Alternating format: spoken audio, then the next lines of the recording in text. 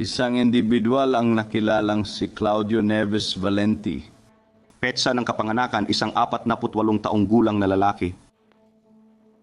Siya ay isang estudyante sa Brown, isang Portuguese na nasyonal at ang huling kilalang tirahan niya ay sa Miami, Florida. Matapos ang 5 araw na paghahanap, inanunsyo ng mga autoridad na patay na ang hinihinalang taga-baril mula sa Universidad ng Brown. At ayon sa kanila, responsable rin siya sa pagpatay sa Massachusetts Institute of Technology professor sa Massachusetts ilang araw ang nakalipas. Kompleto ang detalye mula sa autoridad habang inaalam natin ang pangyayaring ito at tinatanong kung saan patungo ang investigasyon. Maligayang pagdating sa sidebar ng Law and Crime. Ako si Jesse Weber.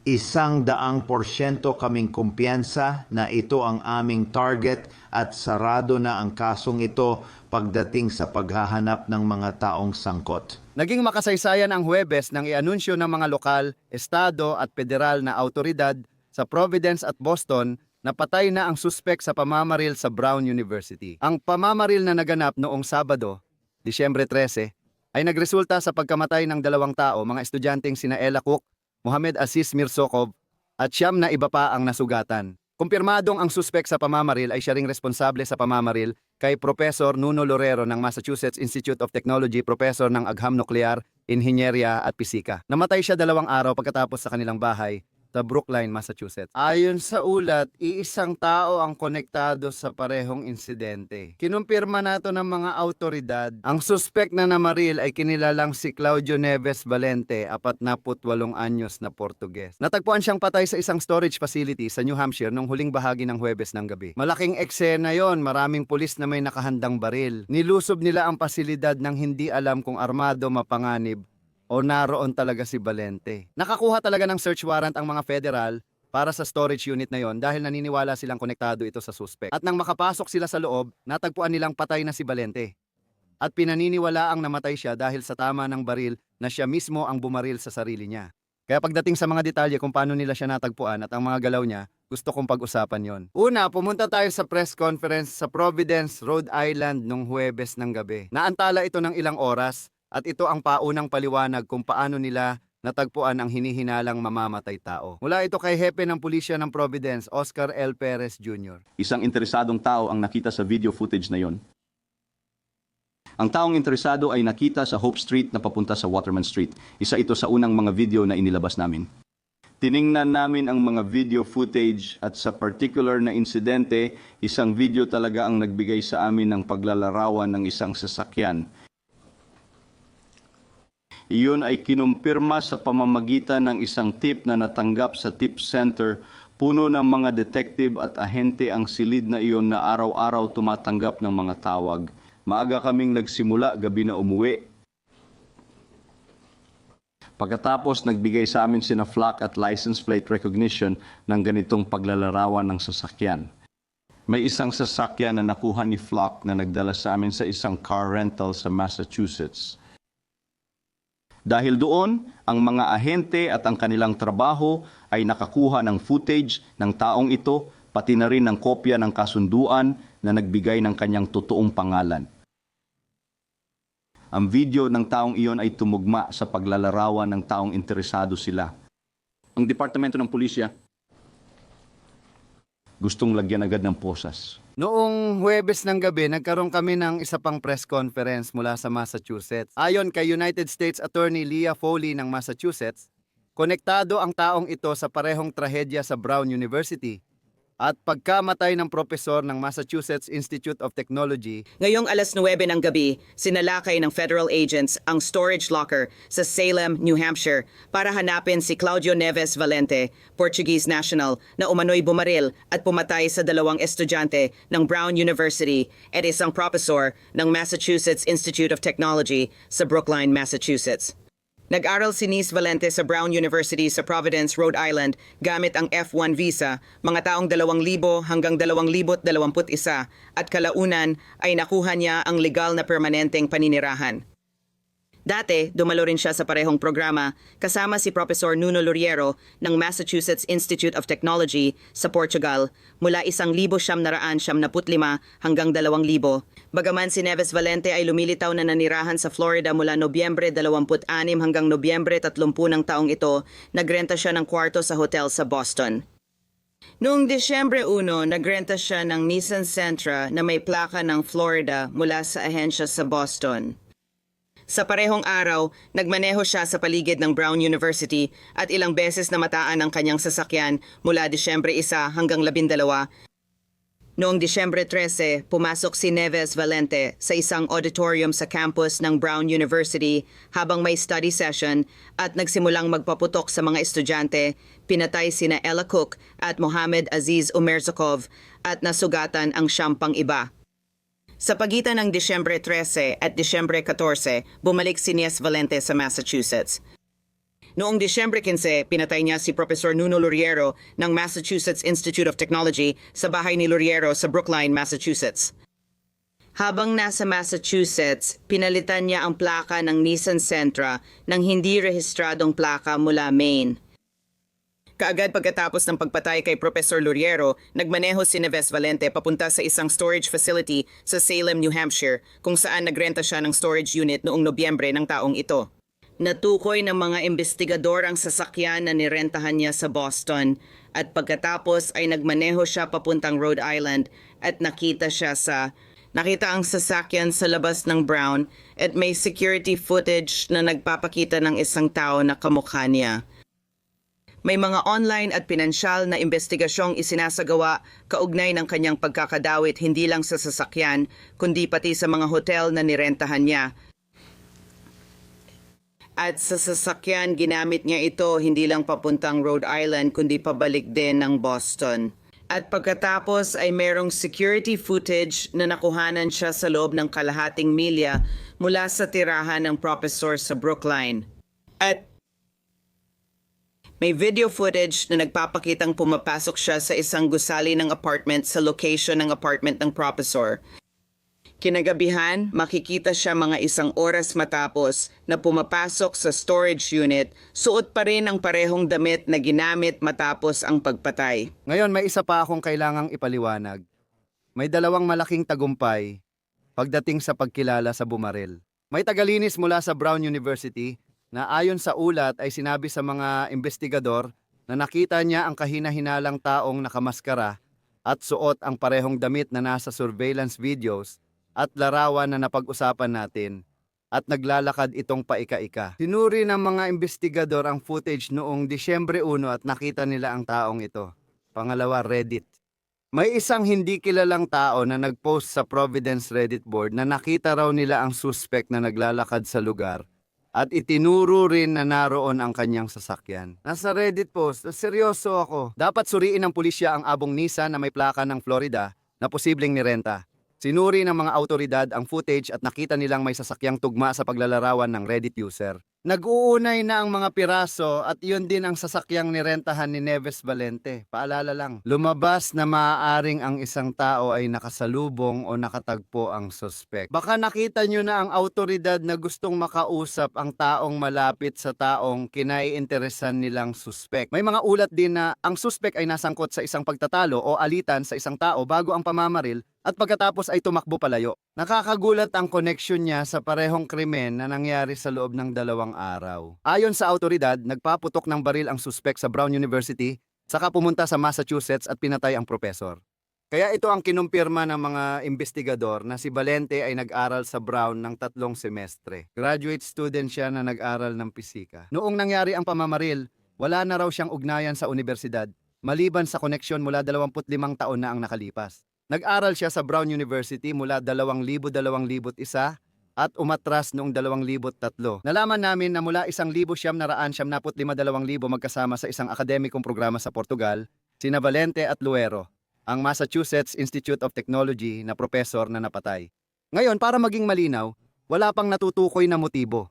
Hindi pa rin talaga malinaw kung bakit siya nagpaputok sa Brown University. Kung anumang sama ng loob niya, connection niya sa professor ng Massachusetts Institute of Technology at sama ng loob laban dito. Pero meron kang isang professor ng pisika meron kang si Valente na nag-aral ng pisika. At karaniwan ding ginaganap ang mga klase sa pisika sa mga silid-aralan ng Baris at Halley kung saan naganap ang pamamaril. Ayon kay Pangulo ng Brown University Cristina Pacson, ligtas ipalagay na si Valente, isang graduate student sa pisika, ay dati nang nakapunta sa gusaling iyon. At heto pa, kailangan kong banggitin. Nang pinanood mo ang Providence Presser kasama ang mga lokal, estado at federal na autoridad, hindi lang ito tungkol sa suspek, hindi lang ito tungkol sa pagpapaliwanag tungkol sa kanya at sa mga pangyayari ng kanyang pagkamatay at pagsubaybay at lahat ng iyon. Medyo defensive din ito. Parang ipinagtatanggol din nila ang kanilang sarili, nagpapaliwanag ng kanilang mga aksyon dahil napapansin sila nitong mga nakaraang araw. Maraming tanong tungkol sa tagal ng paghahanap. Bakit ibang tao ang unang inaresto at pagkatapos ay pinalaya? Naantala ba nito ang investigasyon? Kulang ang mga kamera sa gusali ng universidad kung saan pinagbabaril si Brown. Kaya ang maririnig ninyo ngayon ay ang palitan ng salita ni na Pangulong Pacson at Hepe ng Pulisya Perez. Pakinggan ninyo. Walang mga kamera sa gusaling ito at ayon sa ilang miyembro ng law enforcement na narito sa likod ninyo, kung may mga kamera si Brown sa bahaging iyon ng gusali, nahuli na sana namin ang taong ito. At maaring napigilan nito ang kaguluhang ito. Maari mo bang sagutin ang tanong na iyan para sa akin? Sa tingin ko, hindi pa natin nabanggit ang mga location ng mga camera sa Brown. Dahil bakit nila kukunin yon mula sa isang ahensya ng paupahang sasakyan? May 1,200 camera tayo sa Brown. Pero wala sa gusaling yon. Meron kaming ilan sa gusaling iyon. Malaki ang complex at sa tingin ko, makikita mo sa kasong ito ang ebidensya ng video mula sa aking pananaw, hindi ako ahente ng batas ay naging napakalaking tulong. Oo, malaking papel ang ginampanan ng video sa kasong ito. Nariyan ang video ng kapitbahay at mula sa nirentahang sasakyan, ngunit wala ang video sa gusaling malaya niyang pinasok bago ang komprontasyon at noong bumalik siya para pumatay. Wala kayong camera doon, sabihin mo na lang para matapos na. At ang susunod kong tanong, maglalagay ba kayo ng mga camera sa gusaling iyon? Oh, alam mo, sa tingin ko kailangan nating balikan. Titingnan natin ang lahat ng nagawa. Hindi ko iniisip na may kinalaman ang kakulangan ng camera sa gusaling iyon sa nangyari. At tayo ay magpapatuloy. Kung hindi mo agad pinagbintangan ang maling tao noon, sa tingin mo ba buhay pa at maayos ang professor sa Massachusetts? Mula pa sa simula, sinabi ko na sa iyo na napakakomplikado at matindi ang investigasyong ito, kaya ginamit namin agad ang lahat ng aming mga mapagkukunan pagkarating namin sa tawag. Sinabi ko na ipinagmamalaki ko ang mga tao sa departamento. Oo, may nakita kaming taong akala namin ay tama, pero nagpatuloy kami sa investigation, nagpatuloy kami sa pag-ikot sa mga lugar, nagpatuloy kami sa pag-review ng mga video, at kaya dito kami nauwi ngayon. Kailangan ko ring sabihin ito. May ideya na si Valente ay bihasa sa pag-iwas sa pulis. Hindi lang niya tinakpan ng itsura niya, kundi reportedly gumamit din ng hindi matutunton na telepono. Hindi siya gumamit ng sariling credit card at gumamit ng European SIM cards kaya mahirap siyang matrace. Na posibleng gumamit siya ng pekeng plaka ng sasakyan at pinalitan ito. At sa totoo lang, sinabi ng mga autoridad na wala silang alam na anumang kriminal na record niya sa ngayon. Hindi pa nila ito natutuklasan hanggang ngayon. Ang taong ito ay dating may student visa ayon sa pagkakaintindi namin. Noong 2017 pumasok siya sa United States gamit ang Diversity Lottery Immigrant Visa at nagkaroon ng green card. Programa ito na nagpapapasok ng libo-libong imigrante taon-taon sa Estados Unidos mula sa mga bansang mababa ang imigrasyon. Matapos ang lahat, inanunsyo ni kalihim ng Homeland Security ng Estados Unidos na si Kristi Noam na pansamantalang ititigil ng administrasyon ang Diversity Immigrant Visa Program. Marami sa mga detalyeng ito ay nakumpirma na sa pamamagitan ng federal na reklamo at Federal Bureau of Investigation affidavit. Sa isang banda, parang pinapakalma nila ang publiko na si Valente nga ang tao, na siya ang may kagagawa, na siya ay natukoy na mag-isa lang siyang kumilos at ngayon ay patay na siya. Malinaw na marami pa ring tanong na di nasasagot kaya nagtatanong tayo kung makakakuha tayo ng sagot. Motibo? Pagpaplano? Mga aktibidad kung may konektado man sa kanya sa kahit anong paraan? At kung ano ang mga ginawa niya nitong mga nakaraang araw? Saan tutungo ang investigasyon mula rito? Naiulat na patuloy ang investigasyon at kailangan pa nilang suriin ang maraming ebidensyang nakuha nila ngayon. Iniulat ng mga investigador na narecover nila ang 44 na nagamit na Sham M shell casing, isang unused cartridge casing, At maraming bala at parte ng bala. Natagpuan umano ang 15 gamit na shell casing sa Barrison Holly Hallway at 29 naman sa isang auditorium. Nakakita rin umano ang mga investigador ng mga magasin. Kaya mukhang marami pa silang kailangang siyasatin at subukan. Sige, papapasukin ko na ngayon si retiradong FBI agent Colin L. Schmidt, Presidente Chief Executive Officer ng Kronos Litigation Experts. Kailangan kong simulan dito, Colin. Ito ba ang karaniwang profile? Ito ba ang inaasahan mong gagawa, hindi lang ng pamamaril sa Brown University, kundi pati na rin ng halos pagpaslang sa isang profesor ng Massachusetts Institute of Technology? Iba talaga ang naging takbo ng mga pangyayari. Ang masasabi ko lang dito ay wow. Ibig kong sabihin, ito yung pagkakataon na mas totoo pa ang realidad kaysa katang-isip. Halimbawa ito nun. Dahil habang nagsisiyasat ang mga investigador, kailangan nilang makahanap ng dahilan kung bakit nangyari ang insidente sa Brown, hindi naman kinakailangang yung sa Massachusetts Institute of Technology, mukhang may lumalabas na haka-haka na nagkaroon daw ng alitan o may naging issue siya sa professor. Pero para pumunta pa sa Brown at patayin ang mga batang yon, sa totoo lang, wala talagang saysay yon. Oo. Ang daming kakaibang bahagi tungkol dito at nakikita mo ang connection dito. Tama ba? Makikita mong magkaugnay sila sa pisika dahil pareho silang nag-aral sa iisang programa at panahon sa ilalim ng parehong propesor. Hindi pa rin malinaw kung ano ang magiging relasyon nila. Pero meron ding, at muli, gaya ng sinabi ko na dati, mukhang wala namang record ng krimen sa ngayon. Pero may antas ng pagiging tuso dahil nagawa niyang makaiwas sa mga autoridad. Sa tingin ko, hindi naman talaga pagiging tuso yon sa palagay ko. Alam mo, may kasabihan sa mga autoridad na walang aksidenteng nangyayari.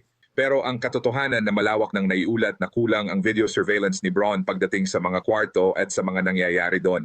At pagkatapos ay nakaiwas pa siya sa mga autoridad.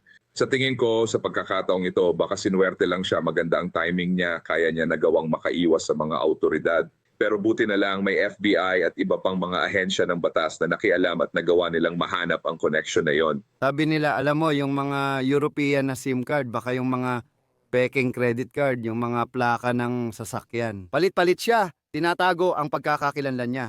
Mukhang nakuha rin nila ang maraming litrato niya mula doon sa paupahang sasakyan. Kaya parang may nadulas at natuntun din nila siya sa storage facility na to. Sa tingin mo ba, yun ang dahilan kung bakit mahirap siyang matukoy? At iniisip ko rin kung tinitingnan nila kung may tumulong sa kanya.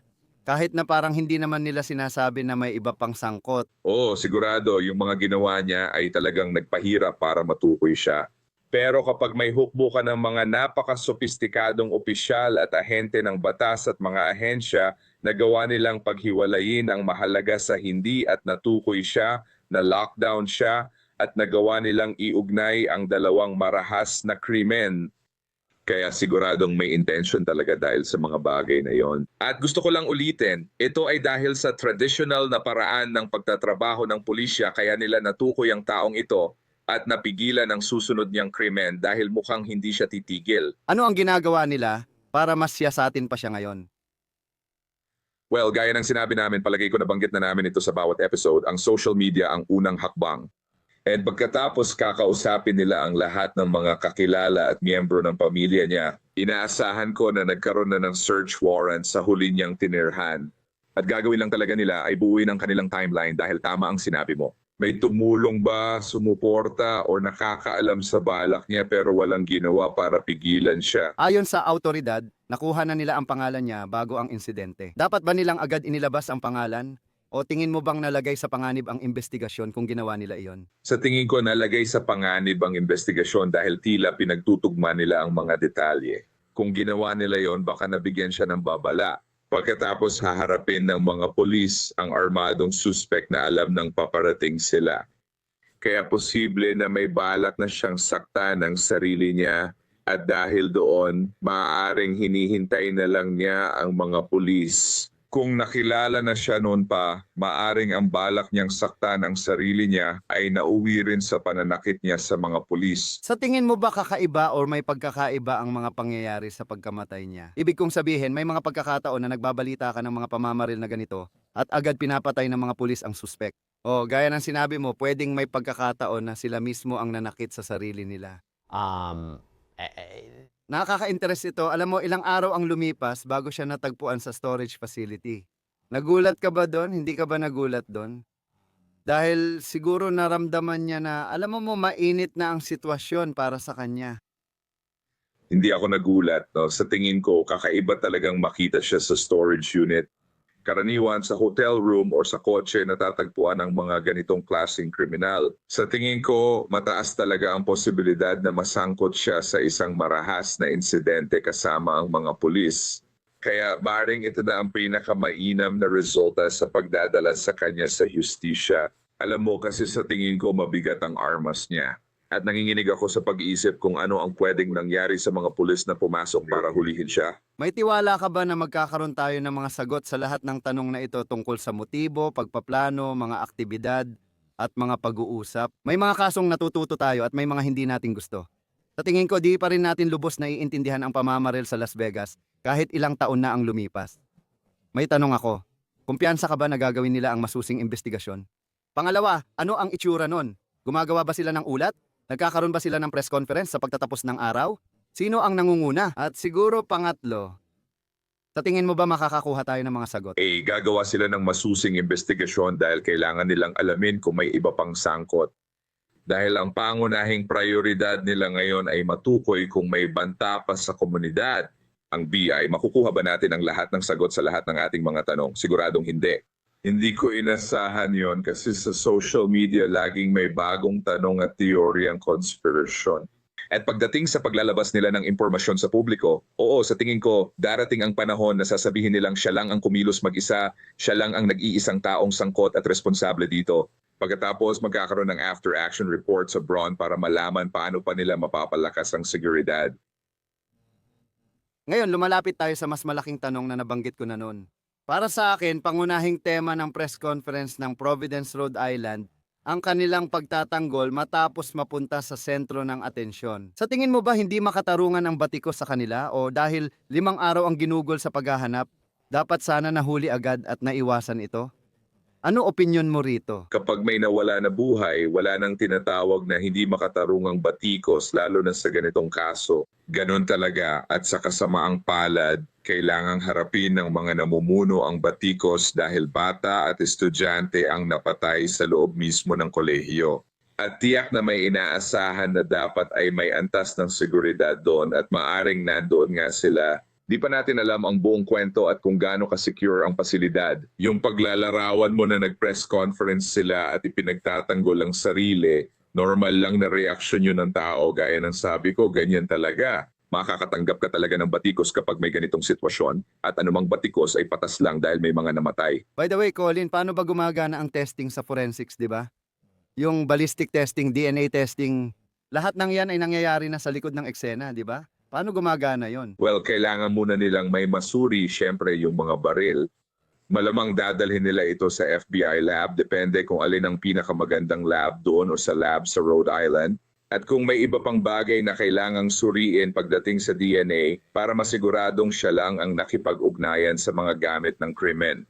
Pagkatapos, malamang susuriin din nila siya at ang katawan niya para matukoy kung anong trauma ang sanhi ng kabaliwan. Ngayon na siya ay pumanaw, ang tanong ay ano ang magagawa natin lalo na ng mga ahensya ng gobyerno para matiyak na hindi na ito mauulit. Maraming tanong. Umaasa akong makuha natin ang mga sagot. Napakakakaibang pangyayari.